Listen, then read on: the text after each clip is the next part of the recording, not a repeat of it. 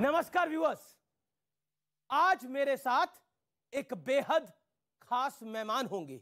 इनकी उम्र भले ही केवल 27 साल है, लेकिन इनके बोल पूरे देश में चर्चा और विवाद दोनों का विषय बने हुए हैं।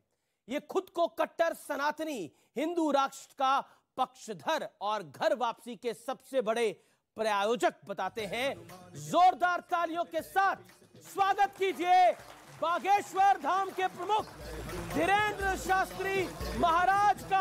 अभिनंदन आपका। दूत अतुलित बलिधामा अंजनी पुत्र पवन सुत नामा महावीर विक्रम बजरंगी कुमति निवार सुमत के संगी कंचन बरन विराज सुबेसा कानन कुंडल कुंचित केसा हाथ वज्र और ध्वजा विराजय काबे। जितनी बड़ी संख्या में धीरेंद्र शास्त्री के भक्त हैं, उतने ही बड़े इनसे जुड़े विवाद भी हैं। आज बागेश्वर धाम के प्रमुख धीरेंद्र शास्त्री जी महाराज से हर वो मैं सवाल करूंगा जो आपके दिल के अंदर है, जिसके बारे में देश जानना और सुनना चाहता है। आज पहली बार वो स्टूडियोज में मौजूद है न्यूज़ 18 के, और सवाल जवाब का सिलसिला शुरू करूंगा। लेकिन इससे पहले धीरेंद्र शास्त्री के जीवन का एक छोटा सा परिचय आपको दिखाते हैं।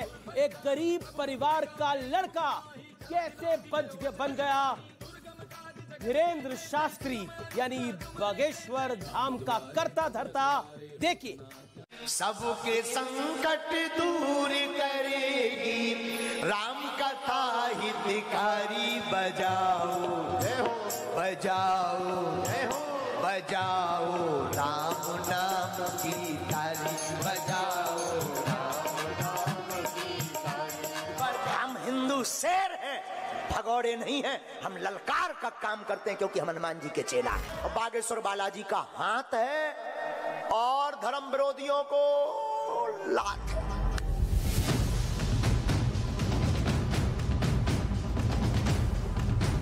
बागेश्वर धाम प्रमुख धीरेंद्र शास्त्री महाराज का यही अंदाज आजकल चर्चा का विषय बना हुआ है। हिंदू राष्ट्र की मांग और ताल ठोक कर विरोधियों को चुनौती। धीरेंद्र शास्त्री हर दिन कोई ना कोई विवाद खड़ा कर देते हैं। अगर वो चमत्कारी बाबा है तो वहीं बैठे बैठे चीन को भस्म करते, रोज बॉर्डर फैला करके परेशान करता रहता भारत को। कैसे आप कह सकते हैं कि इस देश को ऐसा बना देंगे? कैसे बनाएंगे आप? तो आप अम्बेडकर के संविधान को जला देंगे क्या? हमने कहा बेटा ये तो दुनिया है, इन्होंने भगवान राम को नहीं छोड़ा, अपन तो आम है, अपन को कब छोड़ेंगे। हिंदू राष्ट्र के अलावा धीरेंद्र शास्त्री घर वापसी की मुहिम पर भी जुटे हैं। मेरा नाम सुल्ताना है। मेरा मन बोलता है कि हिंदू धर्म से अच्छा कोई धर्म हो ही नहीं सकता कभी।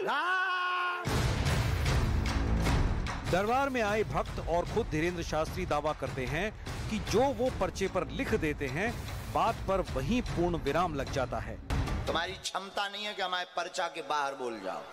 आप ही तुम्हारी ये क्षमता नहीं है कि तुम एक अक्षर पर्चा के बाहर बोल जाओ। आस्था और धीरेंद्र शास्त्री का अंदाज बागेश्वर धाम में भक्तों का मेला कभी कम नहीं होने देता।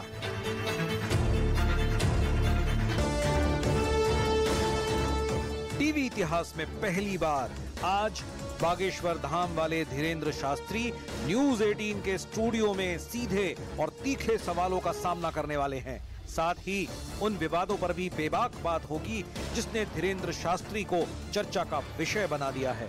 हमें डरना नहीं होगा, हम हिंदुओं को अब एक होना पड़ेगा। तो ये था जीवन परिचय धीरेंद्र शास्त्री जी का। शास्त्री जी, आपका अभिनंदन है। पहले तो स्वागत है आपका न्यूज़ 18 के इस मंच में। बहुत बहुत धन्यवाद, बहुत बहुत साधुवाद, और आर पार के इस कार्यक्रम को भी बागेश्वर पीठ की ओर से बहुत बहुत धन्यवाद। बहुत बहुत आभार आपका। लेकिन आपकी जबरदस्त फैन फॉलोइंग है। मैं युवाओं के हिसाब से अगर पूछूं तो जबरदस्त फैन फॉलोइंग है। आपका बड़ा क्रेज है। इतना क्रेज तो बॉलीवुड एक्टर्स का भी नहीं होता। लेकिन आज मैं आपसे एक सवाल पूछना चाहता हूं कि आपकी इस फैन फॉलोइंग का बड़ा राज क्या है? आप जादूगर हैं, चमत्कार दिखाने वाले हैं, आखिर धीरेंद्र शास्त्री है कौन? पहली बात तो हमारी कोई फैन फॉलोइंग नहीं है, हमारा तो पूरा परिवार है। फैन फॉलोइंग तो उनकी होती है जो सेलिब्रिटी होते हैं। I am not celebrity, I am not actor, I am not film actor. हम तो केवल एक साधारण मानव सनातन का झंडा लेकर चलने वाले एक साधक हैं। हमारी कोई फैन फॉलोइंग नहीं, हमारा परिवार और हमें गर्व है कितना बड़ा परिवार। लेकिन अगर आपका मैं परिचय पूछूं कि धीरेन्द्र शास्त्री कौन है, चमत्कारी हैं, अवतारी हैं, कौन है? धीरेन्द्र शास्त्री एक साधारण इंसान है, जैसे आप हैं वैसे हम हैं। बस हनुमान जी के एक साधारण से सेवक हैं। उसका परिणाम है ये कि जो धर्म विरोधी हैं उनके मुंह पर तमाचा लग रहा है। तो आपके पास ऐसा क्या गुण है? मैं इस सवाल को ऐसे पूछता हूं कि आपके पास ऐसा क्या गुण है कि हनुमान जी ने आपको चुना? सच्चाई बोलने का गुण है और निडरता के साथ सच्चाई को दावे के साथ रख करके और सबको सत्य से जोड़ने का गुण है। और ये अगर किसी भी इंसान के पास ये गुण आ जाए तो ईश्वरीय दिव्य कृपा को वो स्वतः ही पा जाता है। आपके जीवन के बारे में मैं पढ़ रहा था, आप एक गरीब परिवार के हैं। एक गरीब व्यक्ति एक सामान्य परिवार से निकला हुआ धीरेन्द्र शास्त्री आज एक ऐसे मुकाम पर जहां पहुंचा है जहां देश उसको सुन रहा है, जहां देश उसको सुन रहा है। आपके समर्थक हैं, आपके विरोधी हो सकते हैं। वो कहते हैं ना, you can love me, you can hate me, but you can't ignore me now.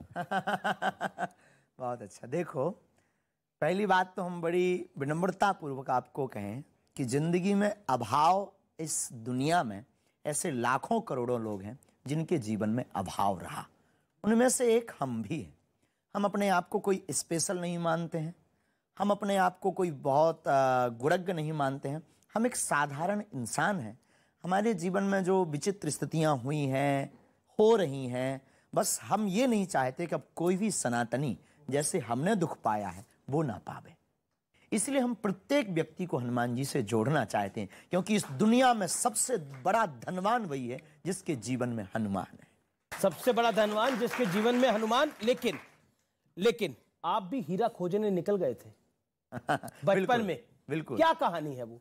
हमारे पास भी लोग आते थे तो वो कहते थे कि आप, कोई लोग लबा जाते थे कि सत्यनारायण की कथा बाँच दो, कोई रामचरितमानस के लिए, कई लोग गृह प्रवेश में हमको ले जाते थे। और एक सज्जन आए तो उन्होंने कहा कि हमारे बगल में, छतरपुर के बगल में एक जिला है पन्ना, और पन्ना जिला में जो है हीरा पाए जाते हैं। तो उन्होंने कहा कि महाराज जी हमको खदान लगाना है और खदान में हमको हीरा मिल जाए, सो आप चलो, सो बता दो। हमने कहा चलो, भगवान की कृपा से उन्हें तो मिला है, हमें नहीं मिला है। आपको नहीं मिला। लेकिन क्योंकि परिवार की बात हुई तो ये सवाल पूछना बहुत जरूरी है जी। हर व्यक्ति के जीवन में उसकी माँ का बहुत अहम रोल होता है। तो माँ की याद कितनी आती है, कितनी मुलाकात करते हैं, और युवा पीढ़ी को क्या कहना चाहते हैं? उसी गांव में रहते हैं, बागेश्वर धाम भी उसी गांव में है जहां हमारा जन्म हुआ। हमारा सौभाग्य है कि हमें माता पिता साक्षात ईश्वर रूप में प्राप्त हुए, और प्रत्येक व्यक्ति को माता पिता और गुरु यही त्रिदेव का दर्शन है। अगर कोई हमसे कहे कि ब्रह्मा विष्णु महेश के दर्शन करना है, हम बहुत स्पष्टवादी हैं और बहुत सत्य बोलने पर भरोसा रखते हैं। हमने किसी ईश्वर के दर्शन नहीं किए, न हमारे कोई भी ईश्वर से साक्षात्कार हुआ है। अंतर्मन के साक्षात्कार को प्रस्तुत नहीं किया जा सकता है, पर वाहिक साक्षात्कार हमने किसी भी ईश्वर का नहीं किया।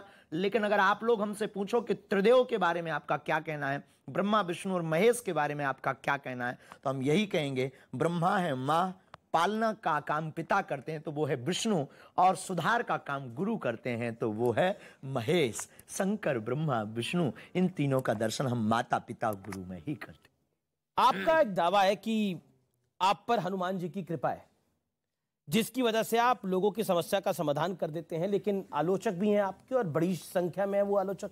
वो कहते हैं कि आप एक माइंड रीडर हैं, इससे ज्यादा कुछ नहीं। पहली बात तो ये दावा हमने कभी नहीं किया कि हम पर ही हनुमान जी की कृपा है। सब पर है सो हम पर है। और दूसरी बात, रही बात माइंड रीडर वाली, कांच में और मणि में बहुत अंतर होता है। चमकदार दोनों होते हैं, पर जो मणि काम करती है वो कांच काम नहीं करता। और तीसरी बात, सिद्धियां और कला दोनों ठीक धरती और आसमान बराबर जैसी डिस्टेंस में रहती है। कलाएं, आर्ट एक कला एक सीमित है, सिद्धियां असीमित होती हैं। अष्ट सिद्ध नवनिधि के दाता, असवर दीन जानकी माता, ये हनुमान जी की लीला है।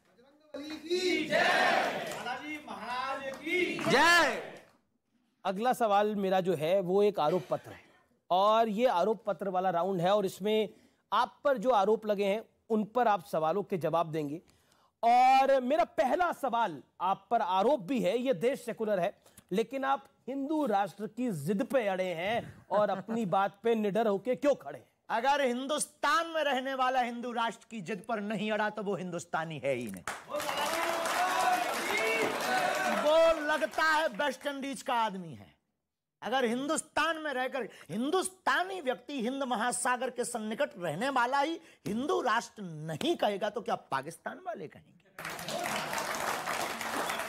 और रही हमारी बात, जिनको जो लगता हो लगने दो, हम अपनी बात से न कभी झुकेंगे, न कभी मुड़ेंगे, न कभी रुकेंगे। भारत हिंदू राष्ट्र था, है और फिर घोषित होकर रहेगा।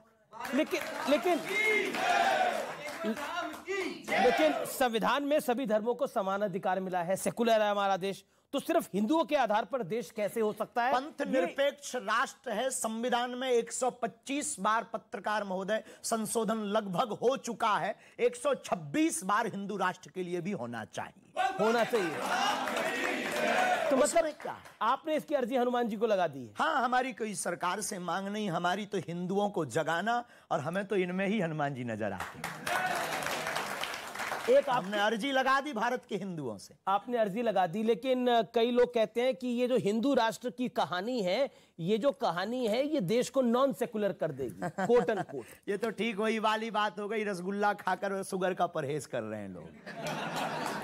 भारत में रह करके और जो है ऐसी बातें कर रहे हैं कि जो हमारी दृष्टि से ठीक नॉर्मल बुद्धि की बातें हैं।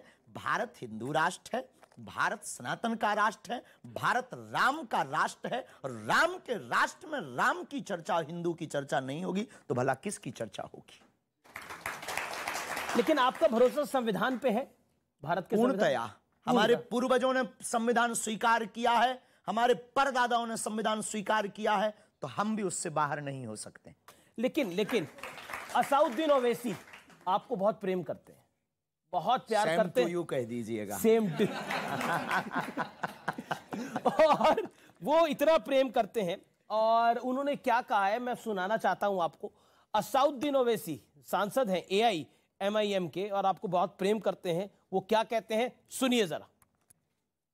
कैसे आप कह सकते हैं कि इस देश को ऐसा बना देंगे? कैसे बनाएंगे आप? तो आप अंबेडकर के संविधान को जला देंगे क्या? इन्होंने कहा कैसे आप कह सकते हैं, जैसे इनके लोग गजवाए हिंद कह सकते, वैसे हम भगवाए हिंद कह सकते।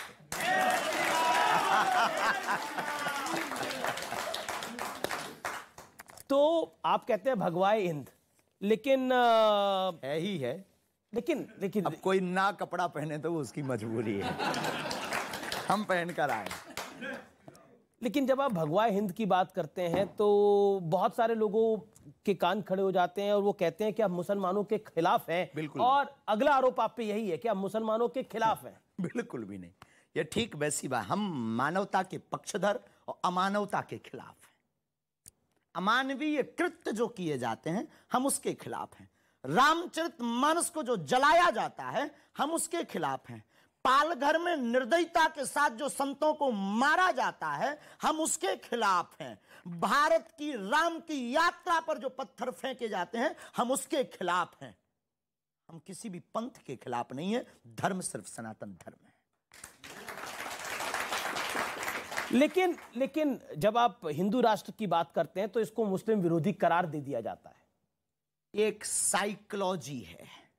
साइकोलॉजी है कैसे? साइकोलॉजी ऐसे है कि किसी भी सनातनी व्यक्ति को गिराने का बढ़िया उपाय यही है कि किसी पंथ और मजहब को सामने खड़ा कर दो ताकि वो अपने मिशन में सक्सेसफुल ना हो पावे, वो भारत में समानता की नीति ना स्थापित कर पावे, वो राम राज्य की नीति ना स्थापित करवा पावे, और इस देश में एकता ना हो पावे, इस देश में धर्म का जो लड़ाई है, पंथ की जो लड़ाई है वो ना मिट पावे। अगर ये मिट जाएगी तो राजनीतिक रोटियां नहीं सिकेंगी। राजनीतिक रोटियां नहीं सिकेंगी। लेकिन आप एक शब्द यूज करते हैं ठटरी के, बहुत प्यारा शब्द है। और बुंदेलखंडी आदमी अब तो लगभग भारत का प्रत्येक बागेश्वर धाम से जुड़ा हुआ भक्त उस बात को जानता भी है। परिवार के लोग हमारे जानते हैं। ठठरी बरे शब्द का अर्थ है सत्य, यथार्थ, शाश्वत। एक दिन ठठरी सबकी बरनी है और उसकी ठठरी भर चुकी जो सनातन के खिलाफ है। उसकी ठठरी भर चुकी जो सनातन के खिलाफ है। तो सनातन के खिलाफ अब किसको मानते हैं? ठीक जिन लोगों का आपने नाम लिया। चलिए अगला सवाल यह है कि आपके एक मित्र हैं शेख मुबारक खान। शेख मुबारक खान आपके मित्र हैं। अच्छा, 500-600 मुसलमान परिवार हमारे शिष्य भी हैं, ये भी हम आपको बता देते हैं। हर पंथ के लोग हमसे जुड़े हुए हैं और उनमें कोई दोष नहीं है। और अभी जहां हम कथा करके आए वहां मुसलमान ने तो फूल वर्षा करके हमारा स्वागत भी किया और हिंदू राष्ट्र का भी स्वागत किया। तो यही तो परेशानी है आपसे कई लोगों को। आप क्रिश्चियन को हिंदू बना देते हैं, मुसलमान को हिंदू बना देते हैं। हम किसी को भी धर्म वापसी नहीं करवाते, हम सिर्फ उनको अपने पूर्वज याद करवाते हैं और हिंदू को हिंदू बताते हैं। किसी की हम धर्म वापसी पर भरोसा नहीं करते हैं, कन्वर्जन पर हम भरोसा नहीं करते हैं, हम तो घर वापसी। अब भाई राम जी के शरण में विभीषण आया तो राम जी भगा देंगे क्या? भगाया क्या? आए तो राम जी ने, वो भी तो शत्रु का भाई था विभीषण, उन्होंने भी गले लगाया और हम भी प्यारे यही करते हैं, क्या गुनाह करते हैं। तो शेख तो एक आपके मित्र हैं शेख मुबारक, उनको भी आपने घर वापसी का ऑफर दिया था? क्योंकि मेरे पास तो हमारे धाम से या हमारी निजी जीवन की यात्रा में ऐसा कोई संकल्प नहीं है कि हम किसी पर थोपें या किसी को कहें। हम तो सिर्फ स्वागत करना जानते हैं, बाहें फैला करके। आपने एक बयान दिया, तुम अभी भी नहीं जागे तो तुम्हें भागना पड़ेगा, इसलिए निवेदन है कि सभी हिंदू एक हो जाओ और पत्थर फेंकने वालों के घर बुलडोजर चलवाओ। क्यों? अगर कोई पत्थर फेंके तो क्या करें? स्वागत करें। हमने सिर्फ विनम्रता पूर्वक कहा आत्मरक्षा। हमारा यह बयान पूर्णतया अहिंसात्मक है। इसमें हिंसा को, बुलडोजर चलवाना अहिंसात्मक है। इसमें हिंसा को किंचित मात्र भी जगह नहीं है। हमने ये नहीं कहा है कि किसी का घर मिटाओ, हमने ये कहा है कि ना तुम पत्थर चलाओ ना हमसे बुलडोजर चलवाओ।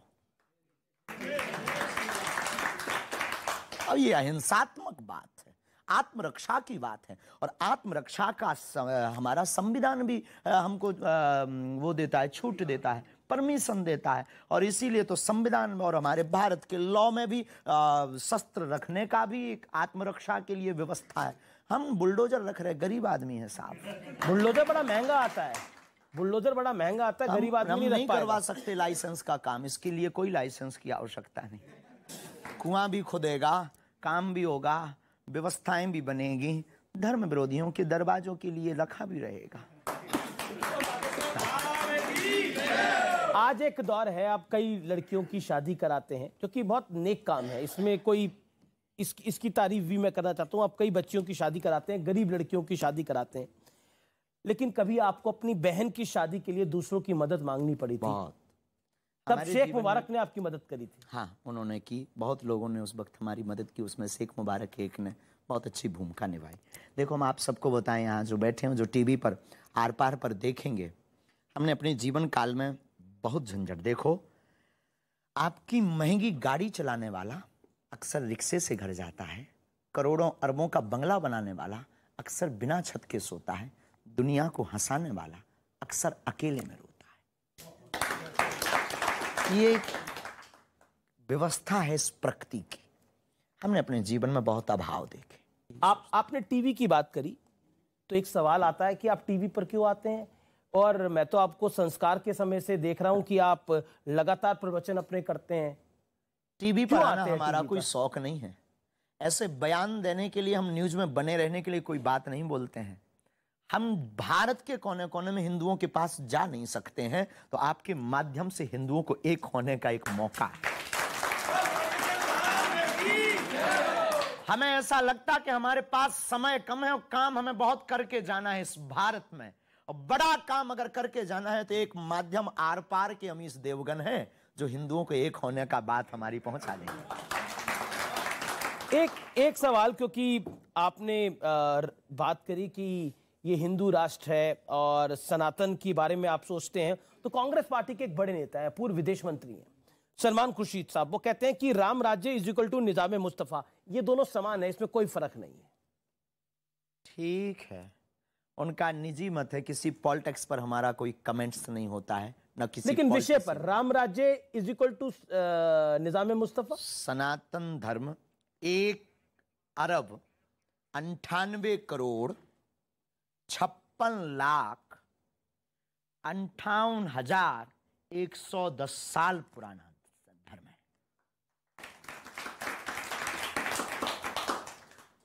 इस प्राचीन, इससे भी ज्यादा प्राचीन है।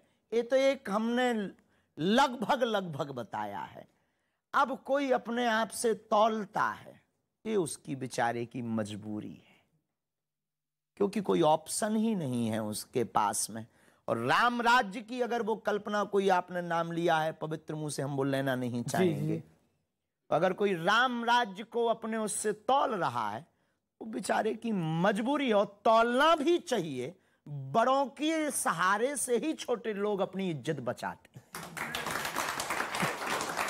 लेकिन मेरा अगला सवाल आपसे यही है कि क्योंकि इस देश में साईं बाबा के करोड़ों भक्त हैं, लेकिन आप उनके भी खिलाफ खड़े हो गए। बिल्कुल भी नहीं।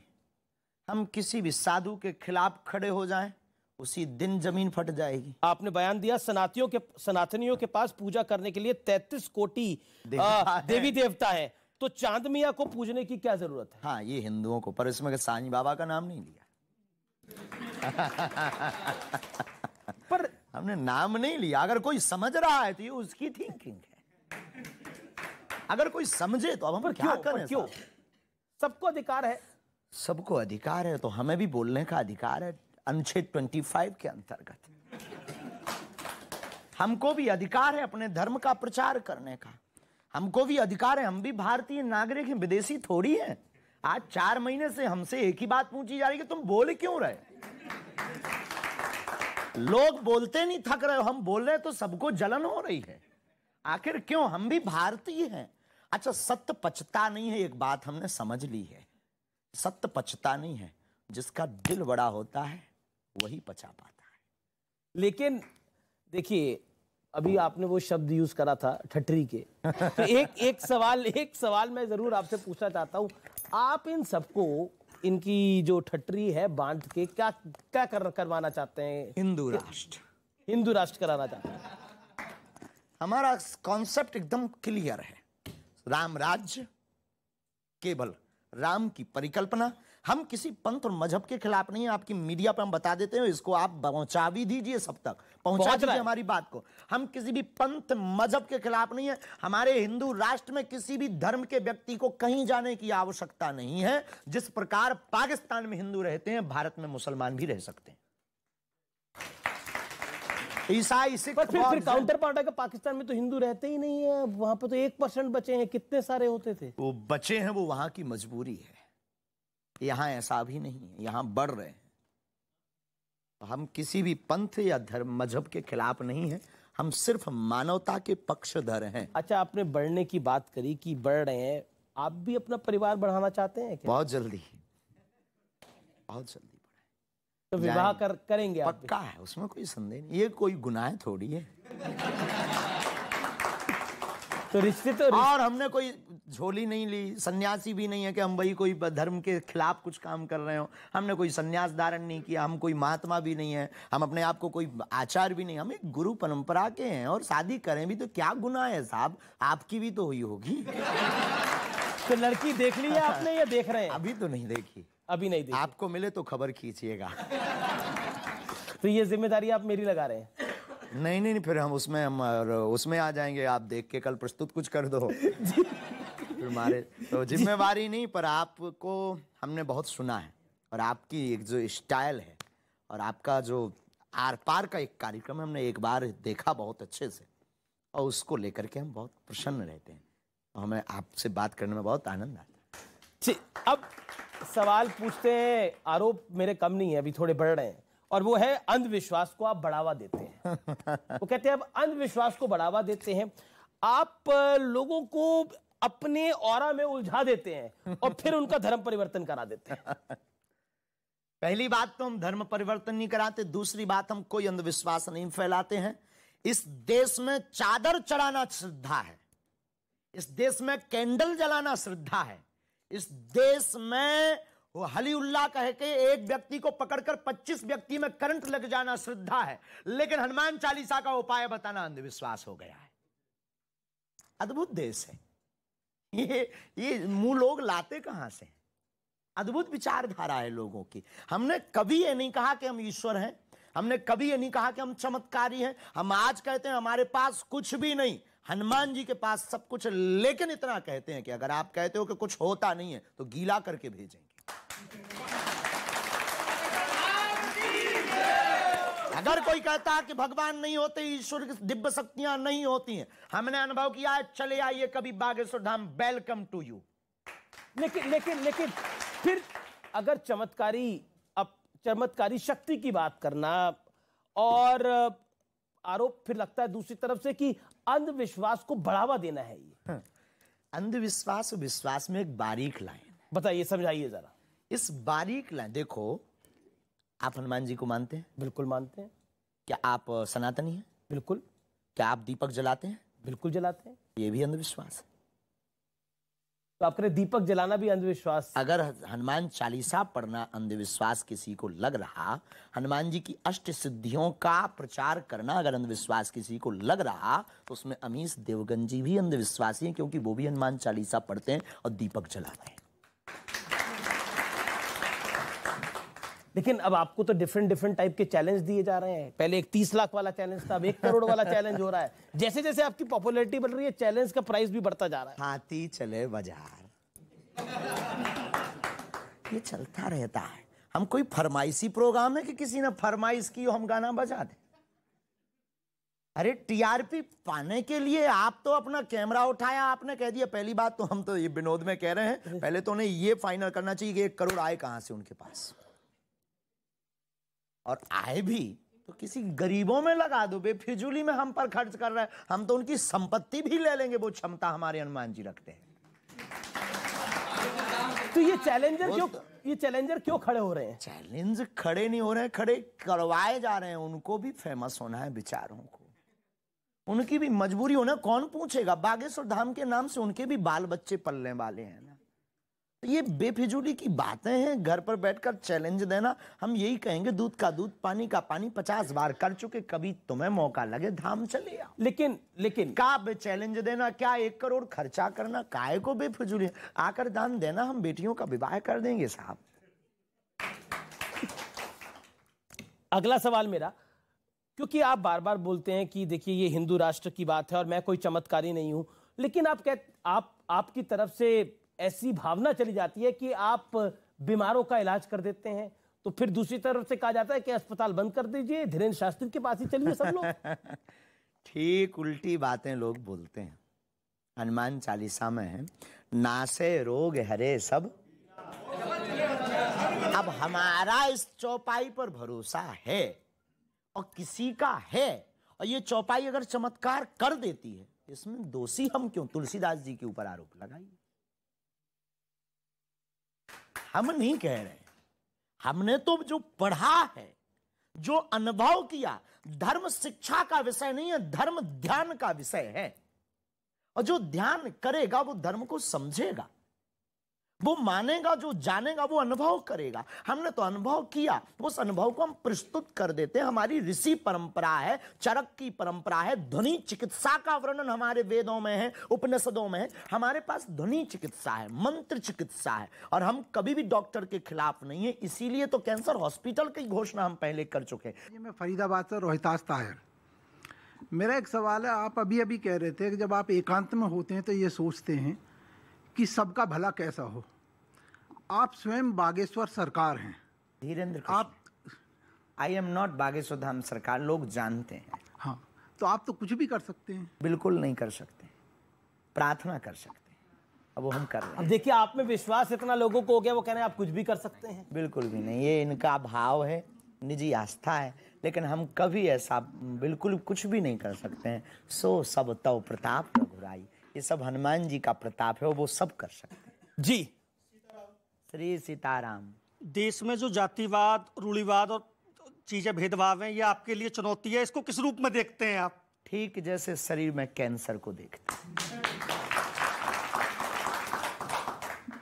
स्वामी जी, समाजवादी पार्टी के एक बड़े नेता हैं जो रामचरितमानस को लेकर भी क्या कुछ कह रहे हैं हमने सुना है, और वो आपके बारे में कहते हैं, वो कहते हैं मैं ऐसे ढोंगी पाखंडियों के पास जाना पसंद नहीं करता। अभी कुछ धर्माचार्यों के ढोंग और पाखंड सामने आए हैं, एक से एक बड़े हत्यारे बैठे हैं, और वो ये भी कहते हैं कि आपको तुरंत गिरफ्तार कर लेना चाहिए। अगर हमने इस देश में कानून है, इस देश में संविधान है, इस देश में नीति है, अगर हमने कोई गुनाह किया है तो गिरफ्तार कर लेना चाहिए, देर ना करें।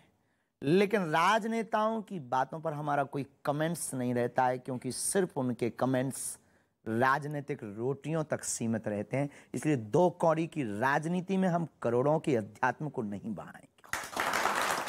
अगला आरोप भी इससे जो जुड़ा हुआ है। और क्या आप राजनीति में आना चाहते हैं? बिल्कुल भी नहीं, कभी नहीं, स्वप्न में भी नहीं। क्योंकि आपके दरबार में तो सभी आते हैं, बीजेपी, कांग्रेस, सबके बड़े अगर किसी को धाम पर आने से सद्बुद्धि मिलती है तो आना चाहिए। लेकिन कुछ लोग आपको कुशल पॉलिटिशियन, कुशल नेता भी मानते हैं। अगर कोई मानता, कोई हमको गुरु मानता है, कोई आचार्य मानता है और कोई पाखंडी मानता है, तो अगर कोई कुशल नेता भी मानता है तो क्या बुराई है? अच्छा, कांग्रेस और बीजेपी में से किसकी विचारधारा आपको लगती है बेहतर है? मानवता की।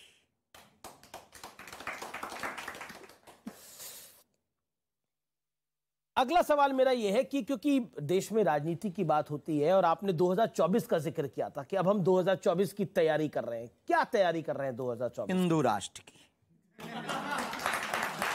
पर 2024 में चुनाव भी है।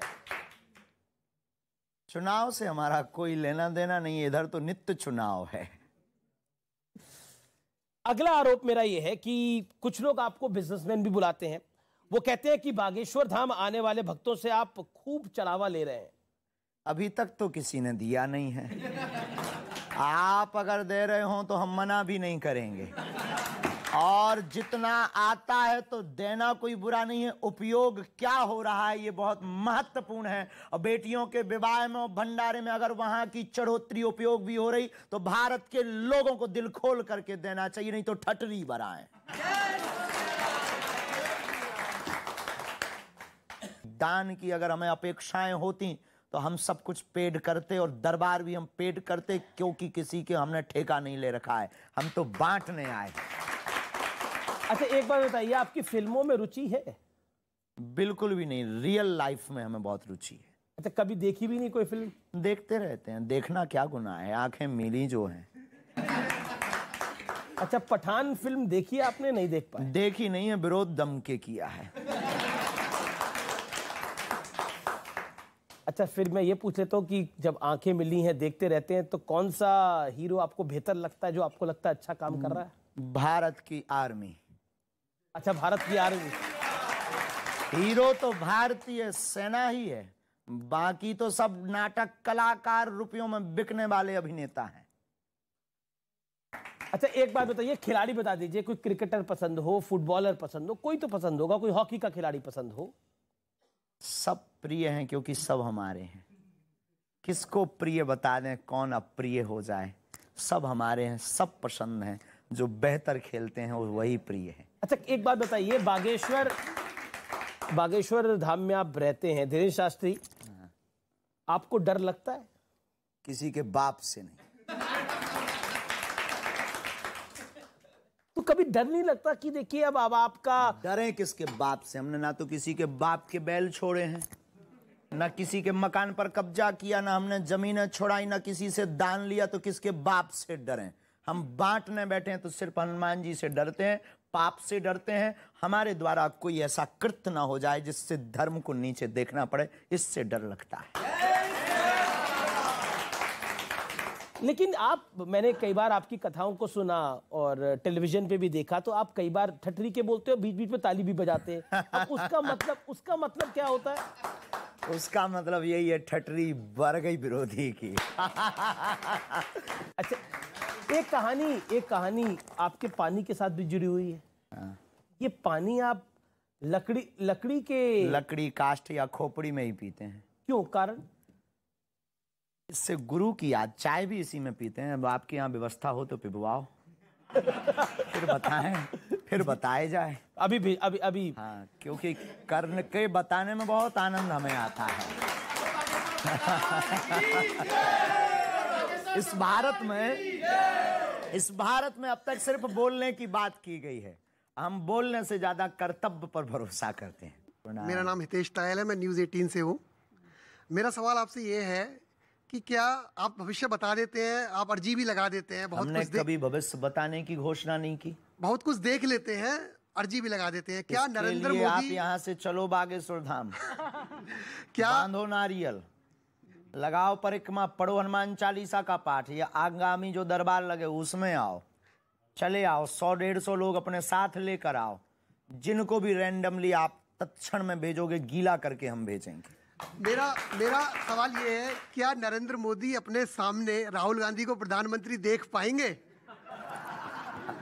बताओ साहब, ये आपके ही लिए है। कुछ तो जवाब दीजिए।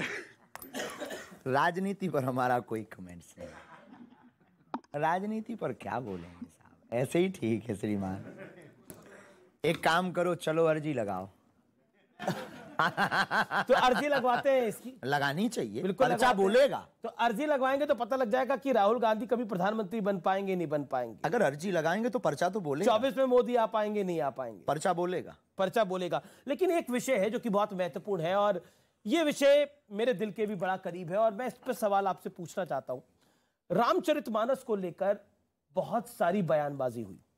किसी ने उसको नफरत वाला ग्रंथ कहा, जिसने आपको भी जेल भेजने की बात कही उसने भी उसको नफरत वाला ग्रंथ कहा। मैं स्वामी प्रसाद मौर्य की बात कर रहा हूं।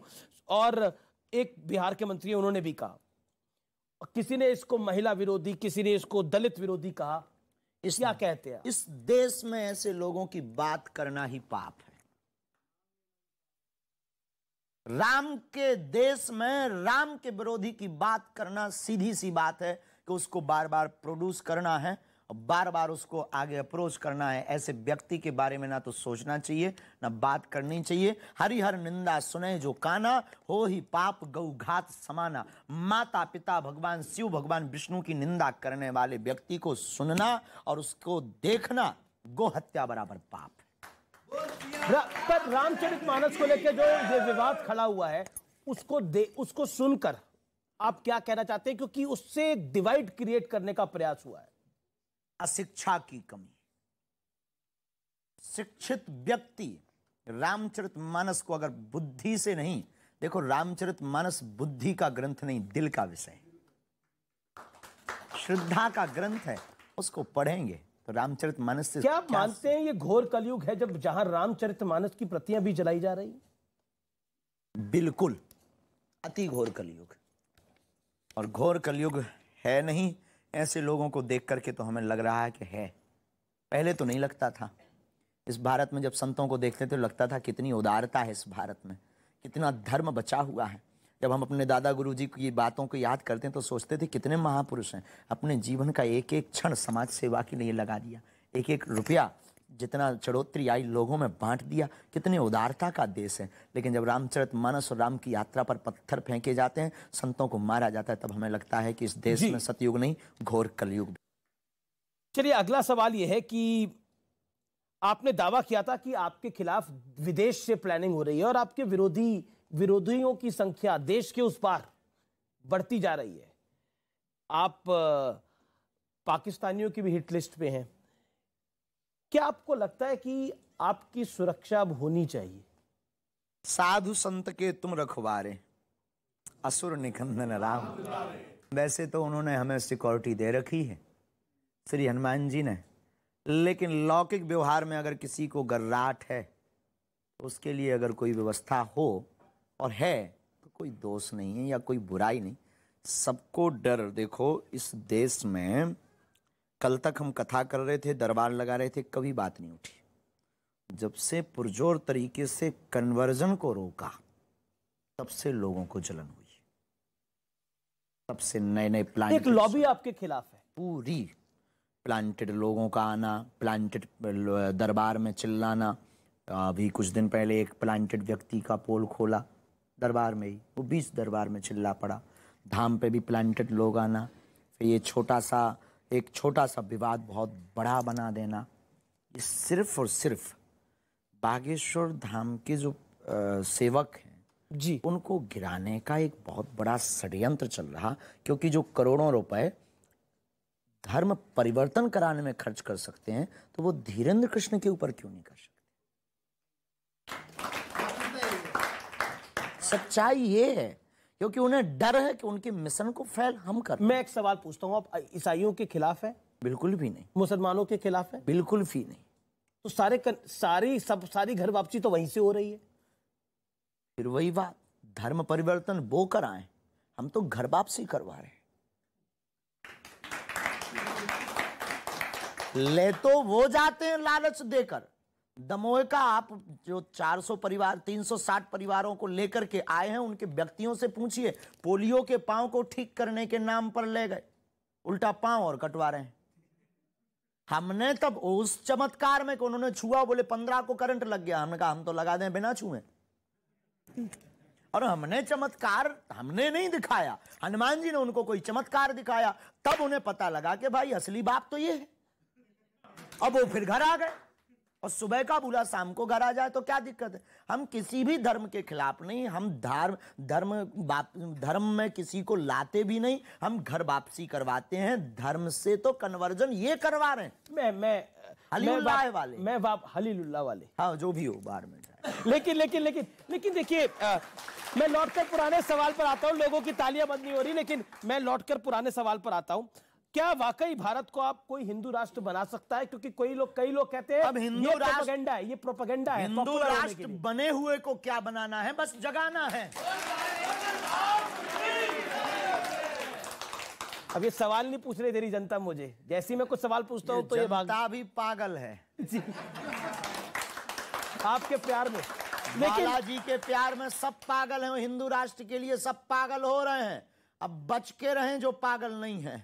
अच्छा, ये पब्लिसिटी स्टंट है, आरोप आप पे लगता है कि ये आप पब्लिसिटी स्टंट कर रहे हैं? अगर सनातन का हित हो रहा है और हिंदू राष्ट्र बन रहा है, तो ऐसे स्टंट प्रत्येक हिंदुओं को करते रहना चाहिए। चलिए, अगला राउंड और ये आखिरी राउंड भी है, और इस राउंड में मैं आपको कुछ तस्वीरें दिखाऊंगा और आपकी प्रतिक्रिया उस पर लूंगा। इस राउंड की शुरुआत करते हैं, और पहली तो तस्वीर आ रही है, आपका वाकई दिल खुश हो जाएगा और आप अपनी गद्दी से भी खड़े हो जाएंगे। जो तस्वीर मैं दिखाने जा रहा हूं, वाकई मैं कह रहा हूं, कोई बात है तो हम खड़े भी हो जाएं। जी, ये तस्वीर आप देख सकते हैं स्क्रीन के पीछे। वाह, जय हो जगत गुरु राम भद्राचार्य, पूज्य गुरुदेव भगवान है ये हमारे, उन्हीं की कृपा है। जय हो गुरुदेव भगवान की। तो क्या कहना चाहते हैं आप गुरु जी के बारे में अपने? बस जो पूछते थे आज तक की चमत्कार क्या है, ये है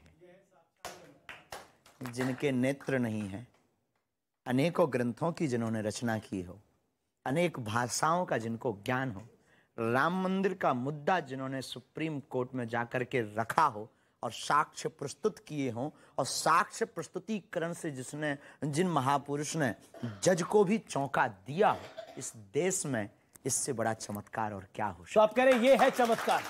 ये भारत के जो लोग हमसे अब तक पूछते थे कि चमत्कार क्या है, उनको हमारे पास आने के पहले हमारे गुरुजी के बारे में समझ लेना चाहिए, पूज्य जगत गुरु भगवान तुलसी पीठ वाले। अगली तस्वीर जो है, देखते हैं कौन सी आ रही है, मुझे भी नहीं पता है। ये राहुल गांधी जी की,